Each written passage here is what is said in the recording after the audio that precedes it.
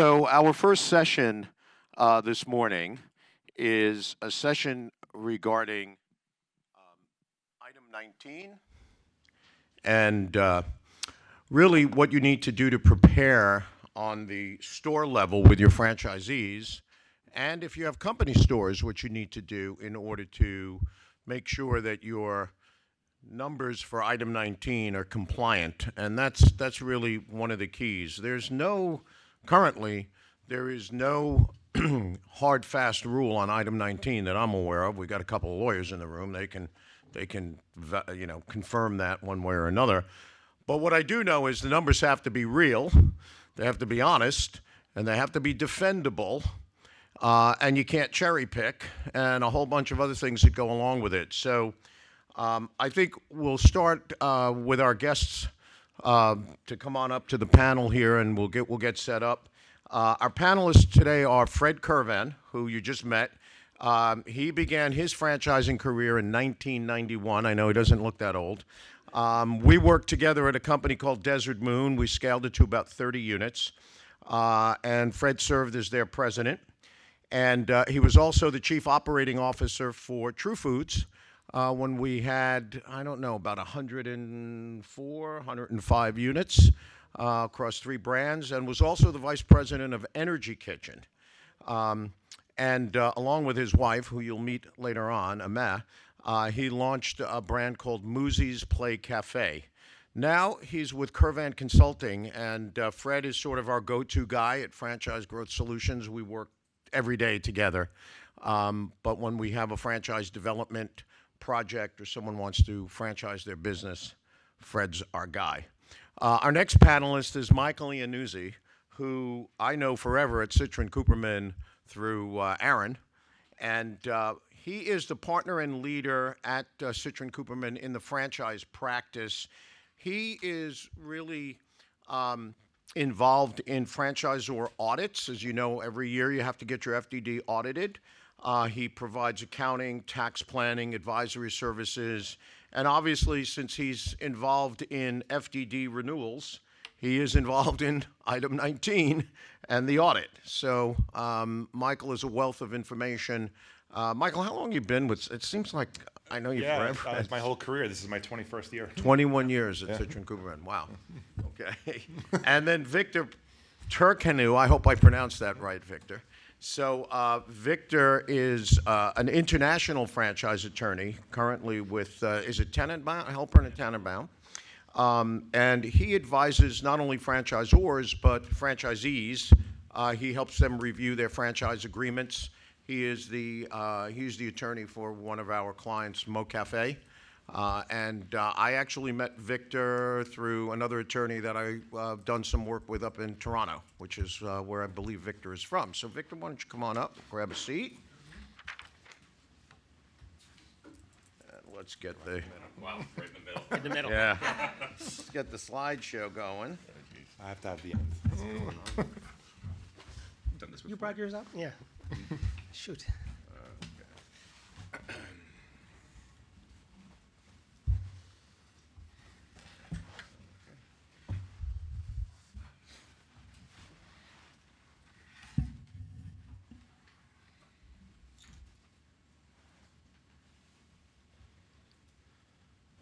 Look at that. He's actually Did you able get to it? do it. That's amazing. Boomers and technology. Doesn't go together.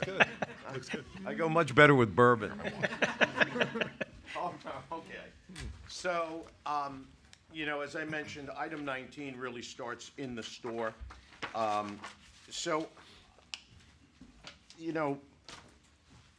When you're on the sales side of franchising, and that's been most of my career, and I've done a lot of advisory, done a lot of franchise development, but my primary role coming up through the ranks, so to speak, in franchising was on the sales side, selling franchises. And I know we all say we award franchises, and yes, we do.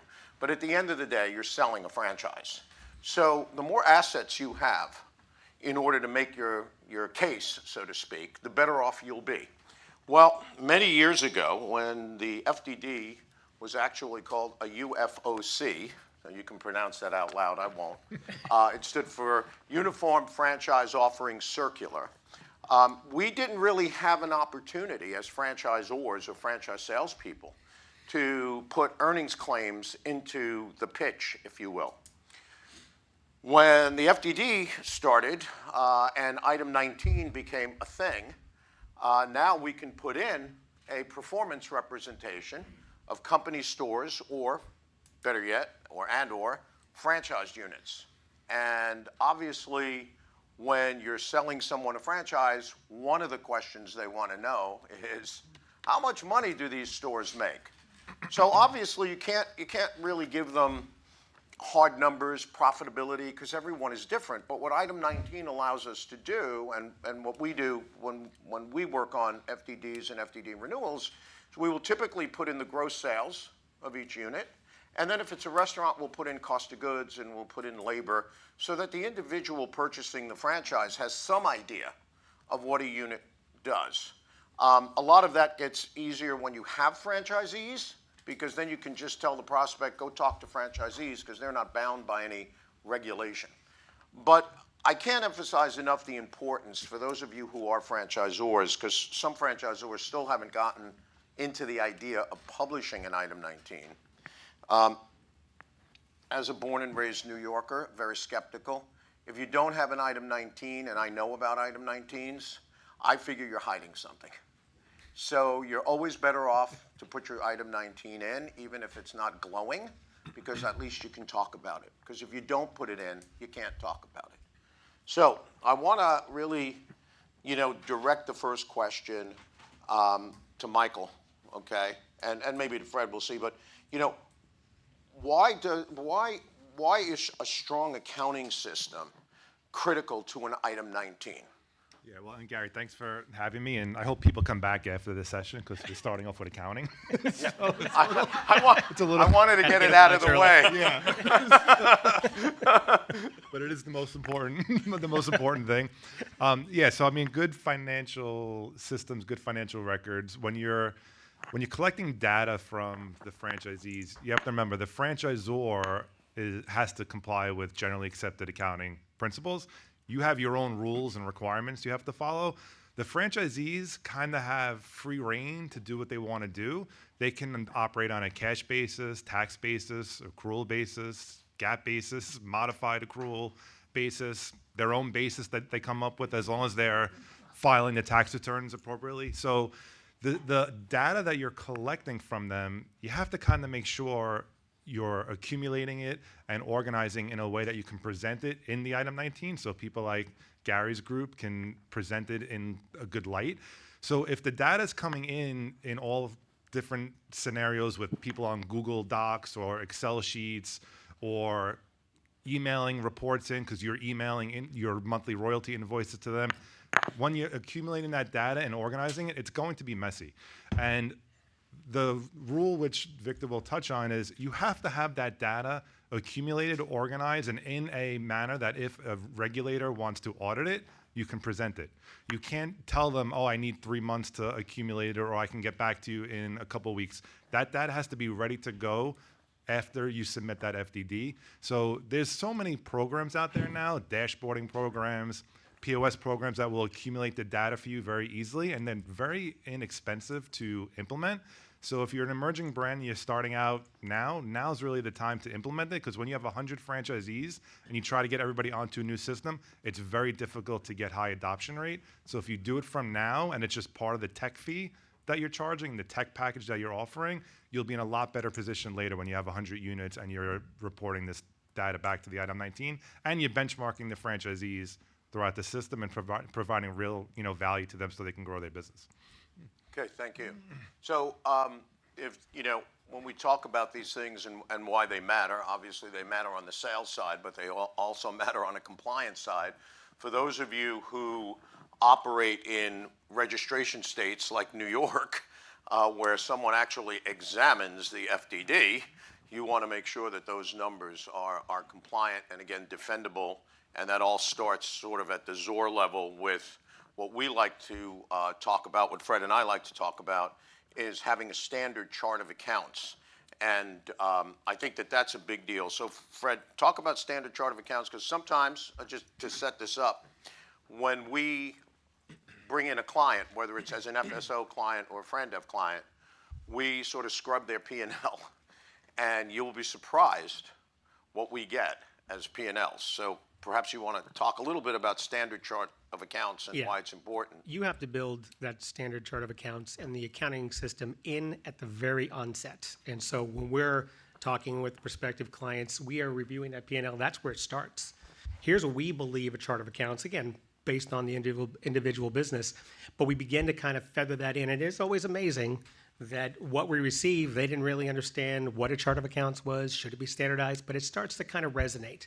As we move forward, if we go into franchise development, now we're starting to build systems in to where it's simple systems like our PAC system, Profit After Controllables, which really just manages the controllables. We just need to get them interested enough to be able to see the information on a weekly basis to where they start to build it in as important as opening the unit, as making the recipes. It needs to kind of be feathered in.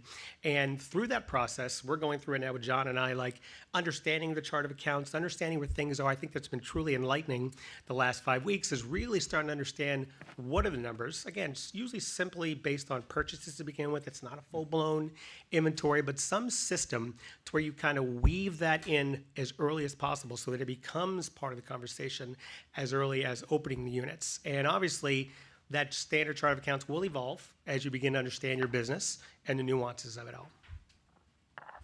Thank you.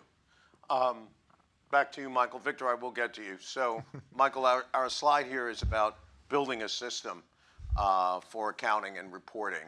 And Fred talked here about chart of accounts. What are some of the written definitions or definitions that go along with that, with the chart of accounts, where all franchisees and franchisors, but franchisees should be compliant, things like labor and if there's cost of goods, that sort of stuff? Yeah, I mean, there's no, I would say, rule or law as to what has to go into the chart of accounts. I mean, Fred touched on this. The chart of accounts should be representative of the business. And so if you need 10 revenue line items, you should have 10 revenue line items. Same thing on labor, overhead, cost of goods sold. The more detailed you can make the chart of accounts, the more you can expand on it, the more you can track the key components. At the end of the day, every business has their own drivers that make that business successful. So when you're thinking about rolling up the chart of the accounts into the item 19 presentation, there's probably 5 to 8 things that are very important to your individual business as the franchisor and the franchisee. So at a minimum, you need to make sure that those are being coded and tracked correctly in the chart of accounts. This way you can report back to the franchisees. And again, I'm going to say this a lot, benchmark the system against each other. I mean, that is absolutely crucial. And if you don't have standards across the system, you will not be able to do that, and you will not be able to add value to the franchisees. Yep, thank you. And what I have here up on the screen is really sort of what we believe is the package of what a franchisee should be working with and working on and sending to you, the franchisor. By the way, I don't know every franchise agreement in the room, but I know most of them and many of them. And I'm sure there is some language in the franchise agreement, which I'll ask Victor about in a minute, that talks about franchisees reporting their sales and information to you, the franchisor. These are some of the ways that I believe if this is the package that a franchisee is given in terms of what should be supplied, you should never have an issue with your item 19. Victor, why don't you tell us a little bit about reporting, what franchisees are obligated to do in terms of reporting tax returns, quarterly P&Ls, that sort of stuff.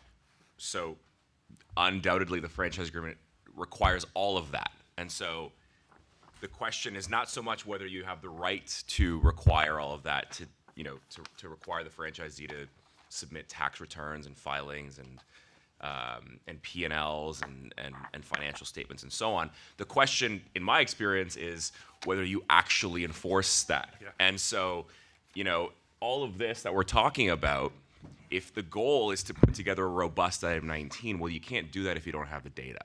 And so, this entire discussion is I think is founded in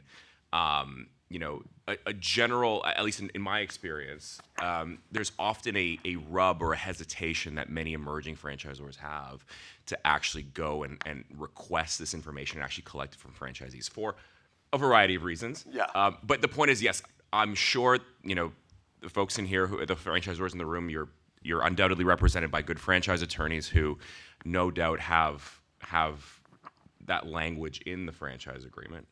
I think it really just comes down to whether you're actually enforcing those rules and those requirements. And there is tech out there nowadays, right? I think it used to be that, you'd send out invoices for royalties and you wait 30 days for payment and so on.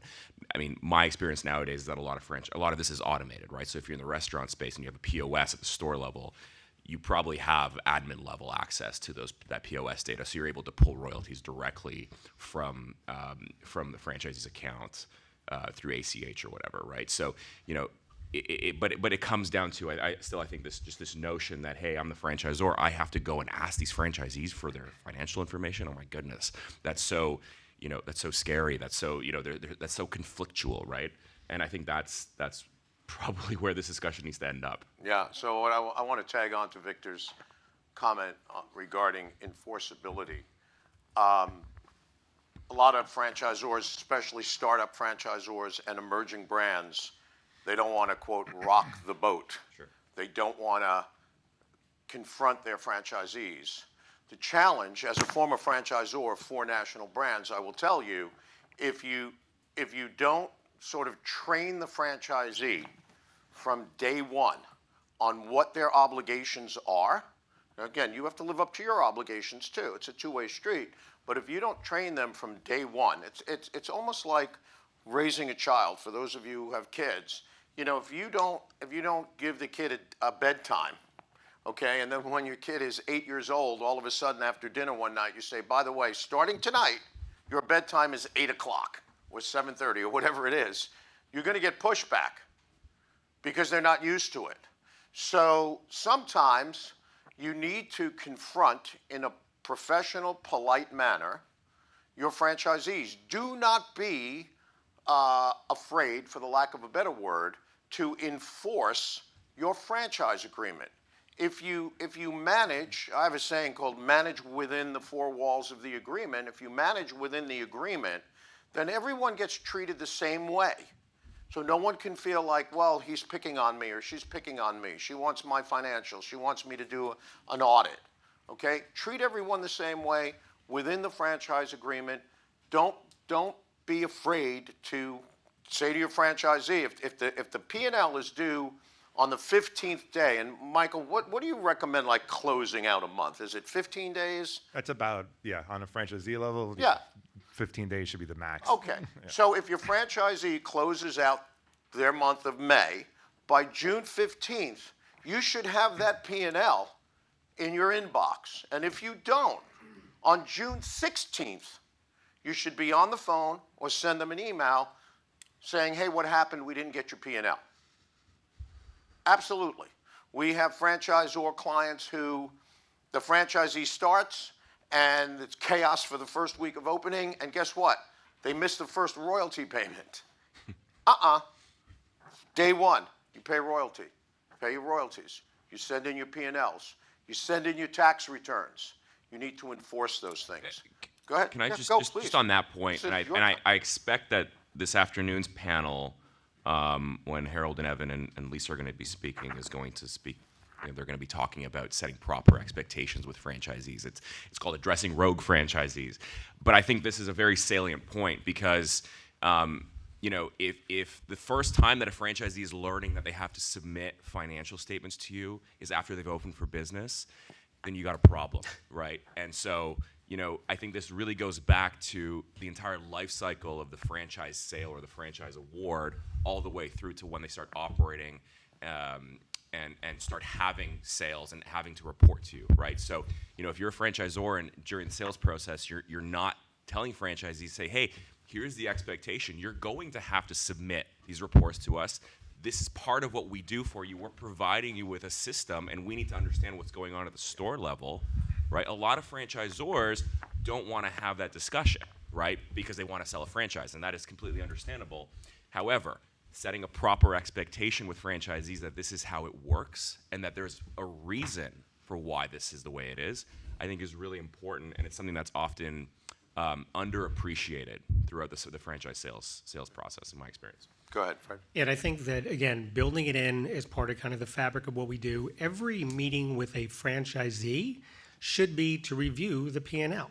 Because when you're actively working to be like, okay, here's the benchmark, here's what we typically see as an exterminating expense, and where you are relative to others now becomes productive, as opposed to this 90 days, hey, send your P&Ls, and then nothing happens. Okay, shame on you if you're not taking those P&Ls.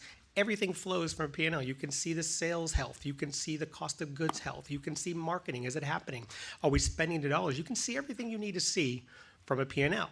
So the easiest way is to build into their training so that they have their mechanism for monitoring those, and then let that be the impetus for every meeting thereafter. Is let's review your P&Ls. You'll start to have them sending them saying, hey, what happened to are you seeing this in other units? It's very simple. You just have to make sure you maintain it. And what else are you discussing when you're meeting with your franchisees that you can't see in a P&L? Yeah, and Fred and I ran into issues back in the day in Desert Moon when we would send a prospect to a franchisee just for validation. We would, we say, hey, go out, talk to some of our franchisees. And we had one franchisee in particular, no names named, but he was telling every franchisee or potential franchisee he met that he wasn't making any money. He wasn't making any money, couldn't make any money. So we went and we paid him a visit. And what we found out, and this is kind of where Fred and I got on board about standard chart of accounts, was that he was leasing like 3 cars off the P&L, a couple of cell phones, actually took a trip to, this was a Mexican concept. Yeah, he took a trip that's to important. Mexico Yeah, yes. and wrote it off as R&D. And of course, his P&L showed that he was losing money. So every time he met with his bookkeeper or accountant who said, hey, you're negative whatever this month, that's what he was telling potential franchisees. So how this, everything touches everything else, okay? So item 19, obviously in the FDD, is the performance review, performance disclosure. But it's also important to understand that that performance disclosure is going to come from your franchisees in the form of validation. So your franchisees need to be on board with this so that they can properly express. You don't want the franchisees lying. You don't want them to feel like they have to say good stuff. Okay? We always tell, I know Ahmed and I always tell potential prospects, hey, go talk to franchisees, go hear the good, the bad, and the ugly. We don't like the good, the bad, and the ugly. We don't like the ugly. But if it's the truth, then the franchisor has some work to do. And you can seriously help you can help grow your franchise organization by educating your franchisees to say the right thing, the honest thing. But the only way to do that is if they are properly educated on the financial aspect of their business, because many of them are not. That's like the last thing on their list. So with respect to governance on item 19s, Victor, what does somebody monitor that? Like, what's the thing there? I mean, we tell our franchise clients when we do the item 19, have your attorney review it. Yeah, and to be clear, the purpose of the attorney review is to ensure that you're not breaking what I call one of the 2 golden rules of item 19. Is one, the numbers actually exist, right? And we're relying on you as the franchisor to tell us that, hey, these numbers are legitimate. They're not fabricated. We have P&Ls to back this up somewhere. The data exists. Like Michael said, if a regulator says, hey, I want to see the numbers, or if a franchisee, who, by the way, your franchise agreement probably, or your FDD probably says, hey, these are unaudited numbers, but the franchisee can request them and the franchisor will provide them upon review. Yep. And there's a reason for that, right?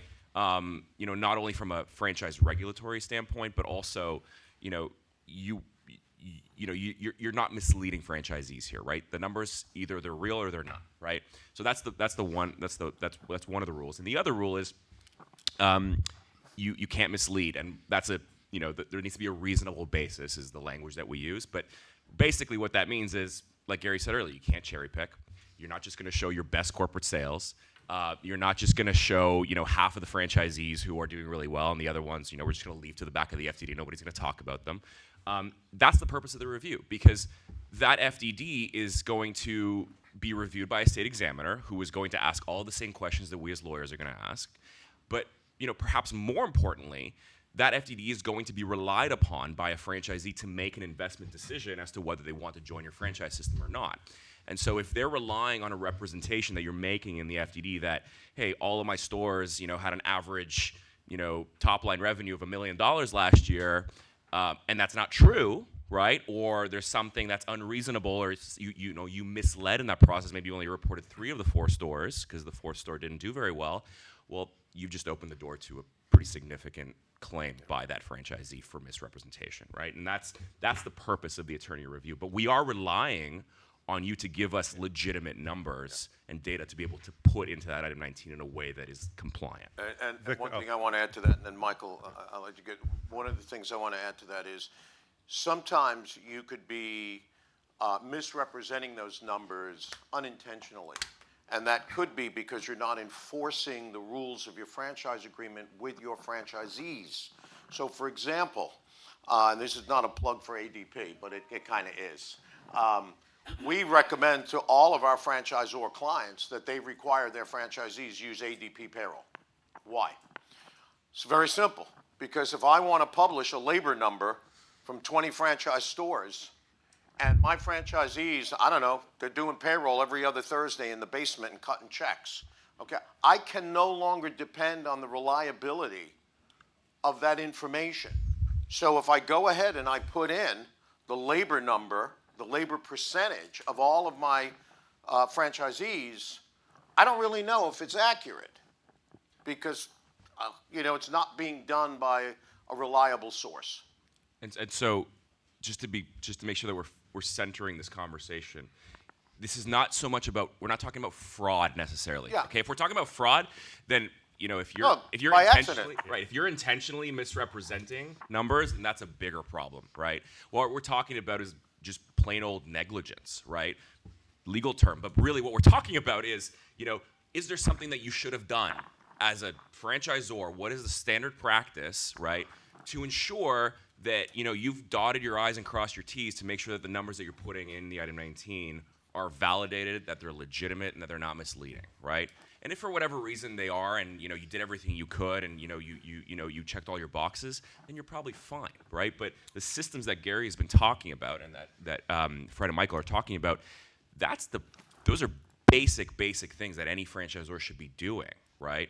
And if you're not doing them, then I think you need to have a conversation with some of the smart folks in this room to discuss how you should be doing those things better, because it is really, really important. Michael, you wanted? Yeah, I was actually going to kick a question back to the 3 of you. So pretty much everybody in here that introduced their brand all have company-owned units.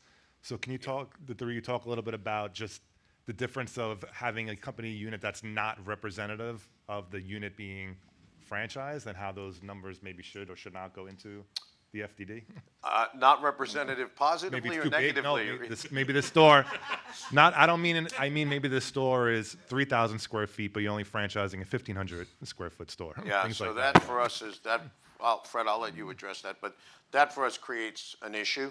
Agreed. We have a client that has a unit in Center City, Philadelphia, doing just north of $5 million a year selling sandwiches. I don't know if that's representative of the brand because they only have 1 unit. And now they've opened up a 2nd unit at our recommendation, so hopefully we'll get some more data on that. If the franchisor's parent store, their flagship store is 3,000 square feet, and now all of a sudden the business model is 1,500 square feet because item 7 looks bad because it's too expensive to open and the sales to investment ratio looks bad, then we have a problem with item 19. Then we have some issues. Yeah. Right? What did you want?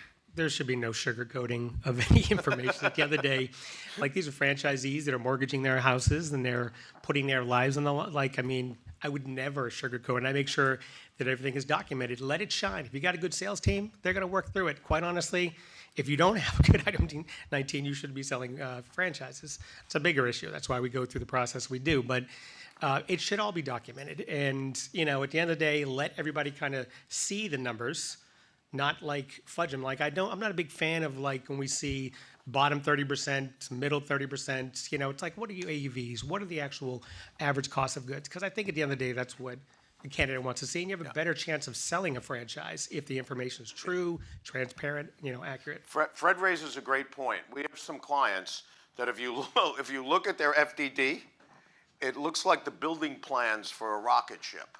Okay, there's all of these numbers and formulas, and you have to read all these footnotes. And while I don't believe intentionally it's designed to confuse the reader, at the end of the day, that's the result. So you can take something that should be a very simple disclosure. Here's our average unit volumes. Here's our cost of goods if it's retail or restaurant. Here's our average labor. Then your attorney will put in anticipated royalties if it's from a company store and anticipated brand development fund, which will give the buyer a starting point. And that's how we feel about item 19. It's not the end all and be all. It's a starting point for franchisees or potential franchisees. Quite honestly, in the food business, if you know the cost of goods and the labor, the rest you can figure out. Yeah. The other 15 line items on a chart of account you can figure out, as long as you know cost of goods and labor, if you're in the food business. So any closing comments on this? And I know Lisa, Lisa, you had a comment. I'd like to pick up on some of what I heard from you. And I heard a lot of stick penalties if franchisees don't comply, submit the chart of accounts on time, start from the beginning, create expectations. I agree with all of that, of course, but I also like to talk about the carrot. Michael used the word a couple of times, benchmarking. What's in it for the franchisee? Fred talked about using the chart of accounts and their results in coaching, and how is it beneficial to help them grow. So I really want to underscore that. All the legal stuff is important. I'm a lawyer. I get it. But that's not how I suggest we grow a franchise. Franchisors that have 10 units, they know the franchisees. They know how they're doing. They don't need all the documentation, but franchisees should be used to submitting it and have consistency. When you get to 100 or 1,000, you're not going to know them all. So you need the benchmarking that Michael talked about to help franchisees grow their businesses and get value out of the franchisor and compliance with the franchisor's requirements. That's a great comment, 100%. Lisa. Thank you. Thank you. By the way, I didn't mention earlier, and Lisa's being very humble, Lisa was with a little-known franchise, Subway. I think she started with them when I was 12. They had 700. They had 700 units when you started, and they had 40,000 when you left. Okay, so we have another comment here. Yeah, everything we've been saying is accurate, but I think it really starts in training, and the franchisor needs to have a section of their training program devoted to exactly what we're talking about.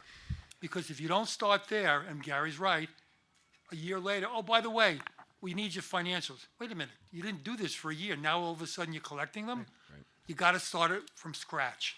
Then they know, then they're programmed to get it in when they're supposed to, because I'll talk about it later. I've got a client who didn't do that, and they have problems now. Tell us about the no names named. What was the problem? Well, the problem is they never enforced it to begin with, and now 2 years later, oh, we want you to send in your financials. Well, you know what? They're saying, no, we're not going to do that. We haven't that done because it they want to before. build an item 19 now. They decided that Right, exactly. And that's how it always comes Right. up, right? We don't have an item 19. We haven't had one for 5 years. Now we want to add one. Right. Yep. Oh, franchisees send us P&Ls, and the franchisee is like, what do you mean? No, I've been doing this they for give 5 you years. they give you the finger, so to speak, and that's what happens. All right. I'm not going to give you the finger. You give me the If I mic, could- okay? We have another question back here. I feel like Phil Donahue, for those of you who are old enough. Yeah, I was just going to share some information on collecting P&Ls from your franchisees. We didn't start collecting P&Ls till we got to about 50 units or so, or 75 units. And it's important when you collect P&Ls because every franchisee runs their business differently. And a game changer for us was using some outside software like Profit Keeper and so on. So when you get your information in, it all lines up.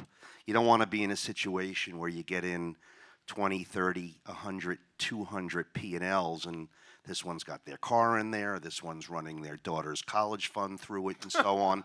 Because it doesn't help with your item 19. And if that's, you're collecting it for two reasons: for your FDD and to see the financial success of your owners.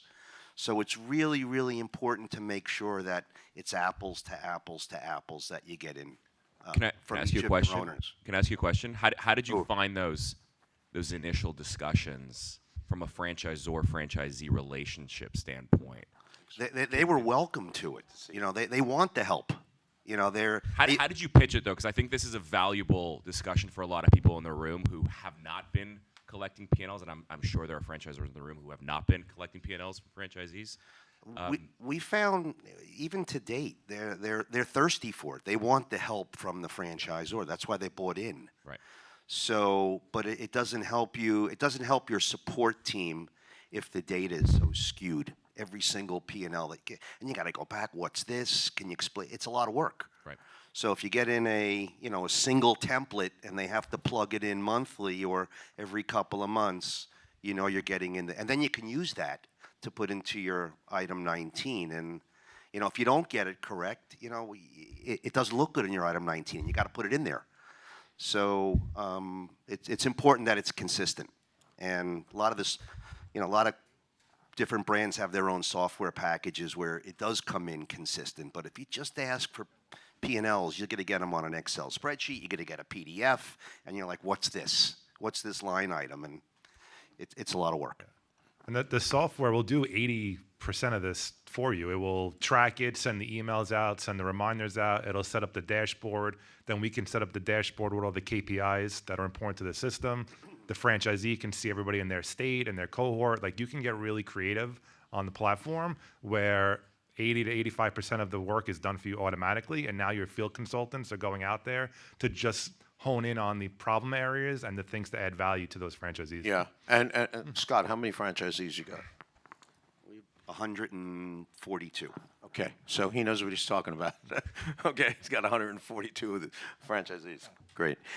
Gary up there. I see another question up here. One of the things that Michael just mentioned, just in terms of getting data, getting information, using software, what we always caution folks is be aware of shiny objects, because you can have too much software. And you can have thousands of dollars every month in subscriptions, but I'm sure there's 2 or 3 or 4 pieces of software that you should use right from the beginning. And Michael could tell us about those later Yeah, on. and you don't want your item 19 to create an item 6 problem. Right. Right. Right. Right. So you don't want to have so much in that technology fee on item 6, to Yes. Fred's point, Yep. that now all of a sudden, when the prospect is looking at how much money they have to pay out between royalties, brand development fee, local store advertising, technology fees, software subscriptions, all of a sudden they're looking at maybe 15, 16 points off the top, and they're no longer interested in purchasing the franchise. So everything there is a balance in terms of what you really need or want the franchisee to use versus what they might get enamored with because somebody called them up and told them about the latest and greatest piece of software. Marianne. Thank you. There's a value add to the consistency of the P&Ls as your franchise grows, and as franchisors looking forward, as we all want to do as we grow, is the ability to have consistent information and everybody doing the same thing allows you to put 5 to 10 franchisees in a room together to discuss their P&Ls. They're all speaking the same language and they become part of an elite group. And the more financially literate your franchisees are, the better they validate. They're going to be able to speak the language, and somebody says, how much are you making? Well, it's how much can I make? It's like, there's more to it than that. Let's talk. So performance groups, and the sooner you start to collect this data and have everybody on the same page, the sooner you can put a group of franchisees in a room, facilitate their discussions, and get them moving in the right direction. Because they will police each other and say, dude, why are you doing this? Get that out of there and really work together to grow and become a little bit competitive.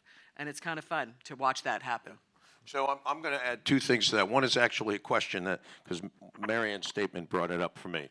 So how many, just raise your hand. Who's a franchisor in the room? Just hands up. Okay, great. All right. So are any of you concerned if all of your franchisees are in the same room at the same time? You ever concerned about that? Be honest.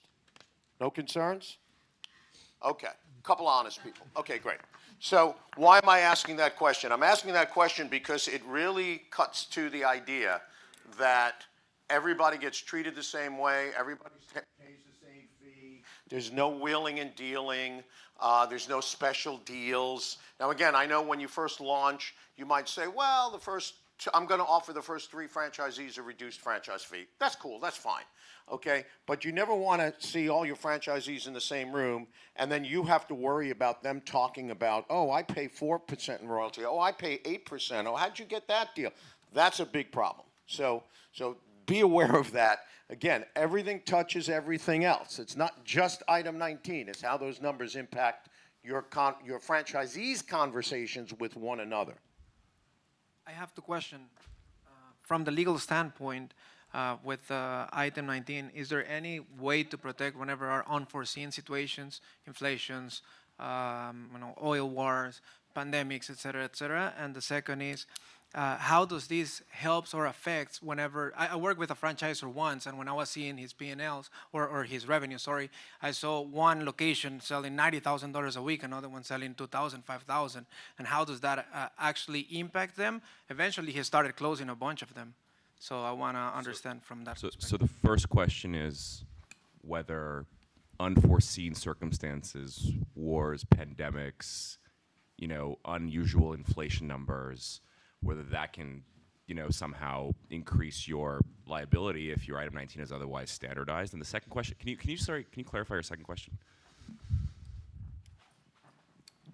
So when I was seeing their numbers on the revenues, there was several locations that, let's say, they were above, $10,000, but there were another locations that consistently, week over week, month after month, they were selling really, really low.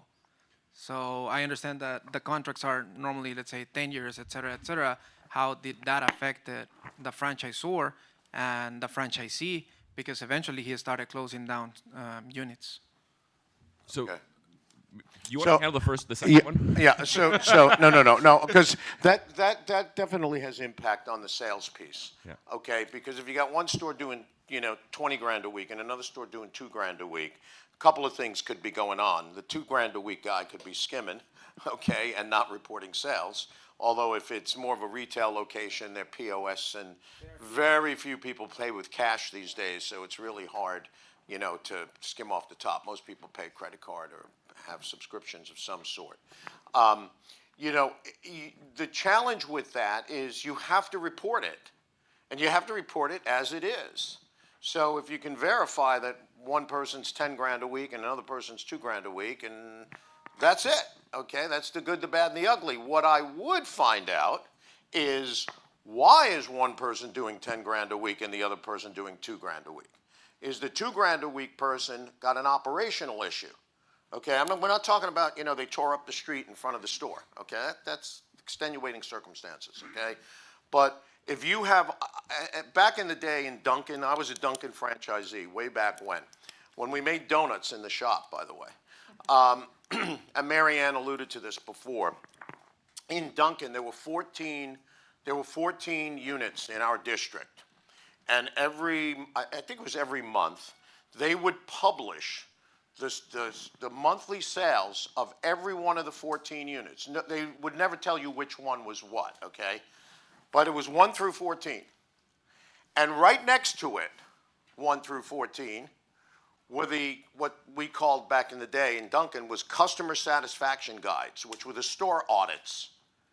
And the interesting thing was that the top 1, 2, or 3 stores, volume-wise, were always the top 1, 2, or 3 in customer satisfaction guide numbers. They always rated above 95. Because to me, if you have a mystery shop, or if you have an audit and you don't get a 95, there's a problem. Anything below 95 in my world is unacceptable. But to the point, the $2,000 a week, what's that person doing? Maybe they're not advertising. Maybe their product isn't fresh. If it's a restaurant, if it's a service brand, maybe they're not supplying the service. So there's always reasons for it.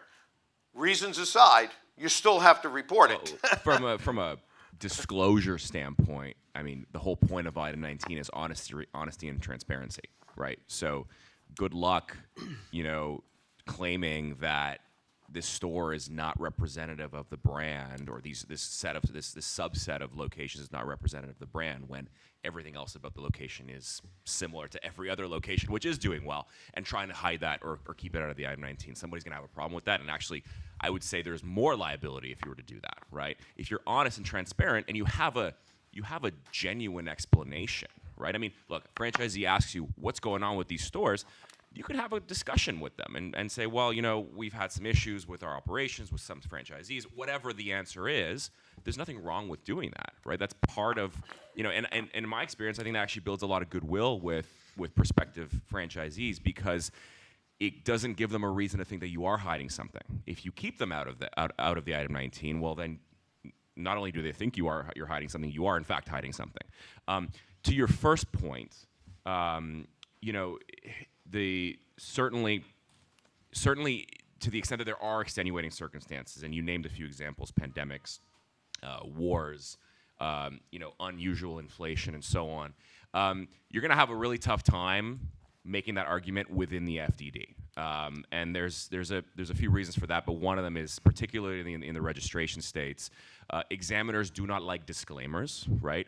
And quite frankly, they will flat out just tell you to remove them, and they will say, the data is the data, right? I mean, you got to live with it. There's some standard form language that exists in the item 19. Your sales may differ. Do not rely on these as a representation of what you are going to make. Numbers vary from location to location. Reiterate that to franchisees, right? I mean, what a franchisee did on day X versus what another franchisee generated in revenue on day Y will obviously differ, right? And it's normal for it to differ. And as long as, there's a general understanding when you're having those discussions that is normal, right? Then that's fine. And, at the end of the day, there's nothing you can do about the fact that, there's a war happening and, the cost of goods has increased. But again, I think the key and the underlying theme here is, provide a reasonable basis for what you're including in your item 19. Do not mislead. Be honest. Include it all or don't include it at all. I mean, that's really the answer, right? So before we get into closing comments, I have just one last quick topic for Fred and Michael, but I'll start with Michael. This is about your audit for your renewal. Michael, what's your recommendation? I know what mine is. What's your recommendation as to when a franchisor should start gathering information for their audit to submit to, say, Citron Cooperman, so that they don't run the risk of filing on April 30th, or worse yet, after that? When should they start? The ideal scenario is September and October of the year before the year ends. Okay. That's the ideal scenario. Yeah, for those of you who are our clients, I start. We have a good handful. Yeah, I start that we sending got on that emails out schedule. the day after Thanksgiving. So keep that in mind. September, October, ideal time. Yeah, and Fred, to that point, just a couple of, because one of Fred's duties is to sort of keep all of the FDDs sort of in order, so that our sales team knows what to send out, and we have good ones, and not every attorney has a platform that sends them out. So just quickly describe when franchisors start late, where you end up with dark periods and managing all of that. Yeah, it's a challenge, obviously, because there are people we're talking to that we can't talk to. I mean, all the usual challenges come along with it. But like I say, September, October, we're sending out a communication. We're managing item 19s January 1st for the next year, because obviously we don't want to be blindsided with, cost of goods was out of control, or whatever. So that's the importance of building it into the fabric so that you're reviewing P&Ls. There are no surprises. I love what she said about, there should be an air of communication amongst your franchisees. Hey, what are you doing? He said you have a 24% cost of goods. Let's tear up your product mix. Let's find out why. The data all exists for that information. And we should be, as franchisors, proactive about that information, not ever being surprised. Gary would ask me what the item 19s would look like in month 6 of the year. I'd be like, we're good. We're up 6% in sales across all, we'd have that information. If you don't have that information, I'm not sure what we're doing in the franchising business.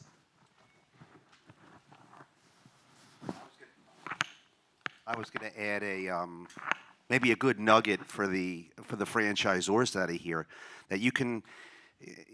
We changed our fiscal year instead of we got out of the calendar year, Well and we submit you can submit your item 19 at the end of the year, and you avoid the backlog of all the registration states, and they look at them pretty quickly. And then when you get to May 1st, and you got, I don't know, I'm making up a number, 85% of all the franchisors that are waiting for New York, California, Virginia, you're in. So you have a leg up with the franchise brokers and so on because it's not so competitive. Well, So that's been a little bit of a game changer for and I us. mean, this is something that we live. I couldn't agree with that more. I mean, changing the end of your fiscal year is a game changer because you're not jammed up with everybody else, and the examiner has 100 FDDs to review. So, closing comments from each of you on this topic, which I find interesting. Michael, I thought you thought it was going to be kind of boring. No, I think you did a great job. All right. Thanks for having us Closing here. comments, please. My comment would be that this is a ground up build. So franchisee profitability, franchisee performance is absolutely number one. You have to have the data and the systems in place so the franchisees can run the business and accurately track their books and records. All the software companies that we're talking about, they will tell you that if the data going into QuickBooks is not accurate, the dashboarding won't be accurate. So start at the franchisee level, put those systems in place, make your way up to the next level, get the software in place so you can start tracking and doing all the KPIs. And then the third level, which is you at the franchisor level, you have to do more than just compliance with that information. You have to make it value add, you have to meet with them, and you have to help the franchisees grow their business. Yeah, I mean, I'll reiterate what I said earlier, which is I think this entire discussion starts as early as during the sales process with franchisees and setting proper expectations with them. I think what's clear is that your ability to set expectations with franchisees at the outset that this is what they're required to do and that there's a benefit to them and to the system to provide this information, and having a system to collect the information not only helps you build a robust item 19 down the road, but also helps you just generally with franchise sales, because it allows you, like Michael said, to get your auditor the information earlier in the year because you have it, right? You've been collecting it. To start your FDD update process earlier in the year so that you're not hitting that April 30th backlog with 4,000 franchisors trying to renew in New York, right? So it all feeds into each other. There's a waterfall effect here, right? So don't get caught 10 years, 15 years down the road saying, oh, I've never done any of this. Now I want to start doing it because I want a more robust M19. Well, at that point you might have 200 or 300 franchisees, and, you'd probably have to go to the gentleman in the back and ask him how he did it, because it is a challenge, right, to undo bad practices. Yeah, as Harold said, build it into the training from day one, build it into every conversation. P&L review should be as important as making the guacamole or whatever it is that is your business. Build it in, don't stray from that, stick to that, let it be the results of every conversation. It's so easy to make things different if it just becomes part of your process. Checking your emails? No, just wanted to make sure that we were recording here. Okay, so any other questions? All right, let me just get the microphone over to you, so don't go away. All right. Who knew everyone wanted to talk about tax this morning? Tax and Yeah, right? I'm surprised. One thing we didn't talk about was the easiest of item 19 disclosures, and that is just gross sales. Yeah.